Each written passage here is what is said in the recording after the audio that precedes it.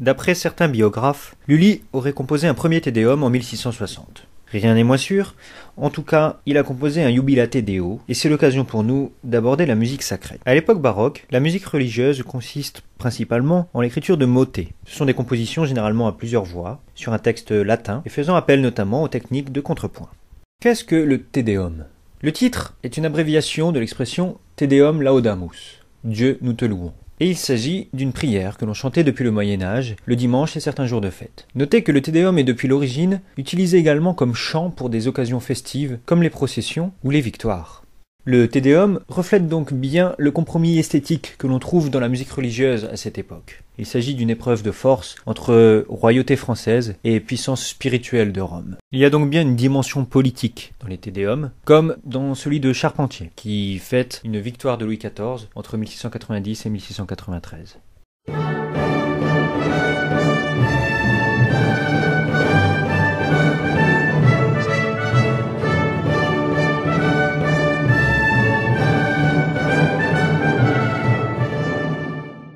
Revenons à la musique sacrée de Lully. Il a donc composé un Te Deum, mais également un Miserere, un Dies Irae. Et l'on peut remarquer que l'ensemble de ces pièces religieuses pourrait être globalement regroupé sous deux thèmes, la mort ou la gloire. Et ces deux thèmes sont en réalité en lien avec le théâtre, domaine que Lully affectionnait particulièrement. Intéressons-nous par exemple à la comédie-ballet et choisissons l'expérience du bourgeois gentilhomme de 1670. La comédie-ballet est ce genre mêlant théâtre, musique et danse, créé par l'alliance des deux Baptistes, Lully et Molière. Des génies complémentaires qui se sont entraidés et influencés l'un l'autre. Molière met son texte au service de la danse et Lully sa musique au service du théâtre. Regardez par exemple ce ballet des musiciens.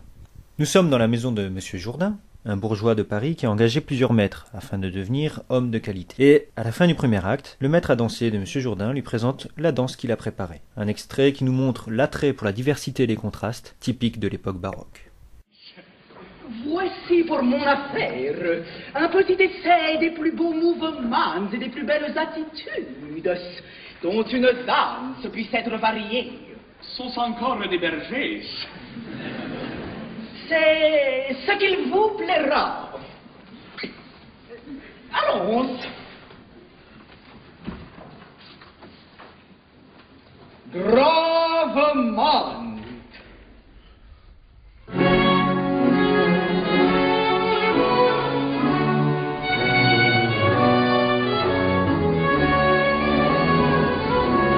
Plus vite.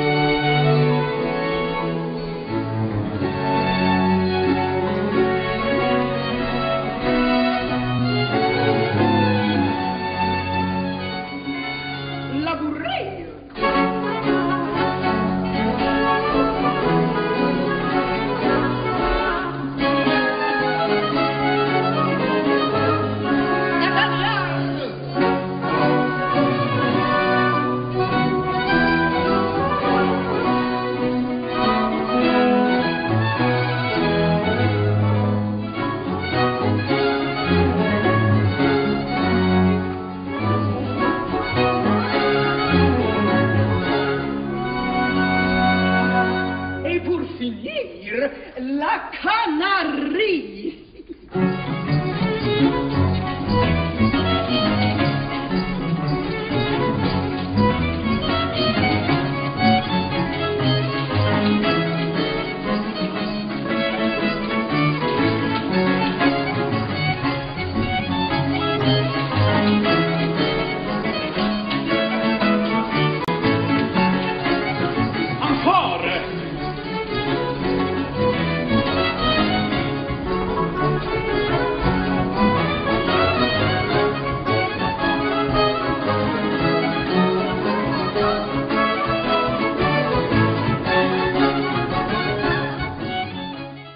L'expérience de Lully dans le théâtre n'est bien sûr pas sans influence sur sa musique religieuse. L'écriture pour le théâtre, notamment, développe une attention particulière pour la langue, le discours, l'univers des mots. Et cette expérience théâtrale, alliée à une connaissance de la rhétorique, connaissance répandue à l'époque baroque, se retrouve dans l'écriture du Te Deum.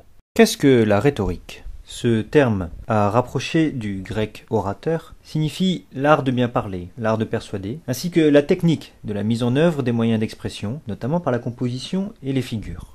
On constate la connaissance de la rhétorique par les compositeurs déjà depuis la Renaissance, et notamment Josquin des Prés, vers 1500. Pour bien comprendre ce que donne l'application de l'idée de figure de rhétorique en musique, en voici quelques exemples dans le Te Deum de Lully, parmi de nombreux qui jalonnent l'œuvre. Un figuralisme est donc un moyen de mettre en valeur le texte mis en musique. Premier exemple de figure, à l'échelle d'un mot, une figure concernant le rythme. Observez donc le choix fait par Lully d'une valeur longue sur le mot sempiternus, éternel.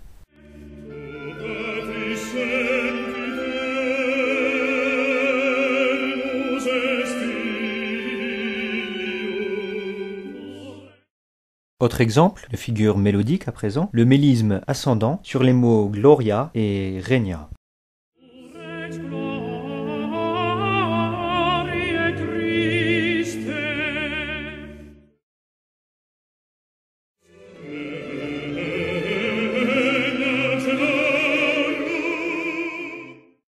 Mais les figuralismes peuvent être également écrits à l'échelle d'une phrase, comme c'est le cas ici pour la première phrase du Te Deum Laudamus. Observez donc la courbe mélodique qui suit un mouvement ascendant.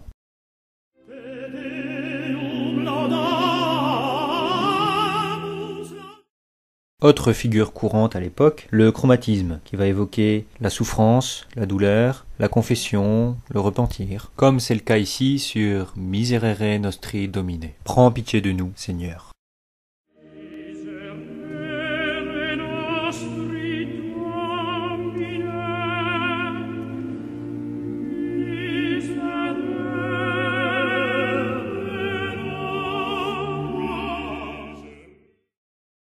Enfin, dernier exemple de figuralisme, l'écriture polyphonique, qui va souligner le sens de Omnis Terra, la terre entière, qui sera chantée par le chœur entier suite au soliste.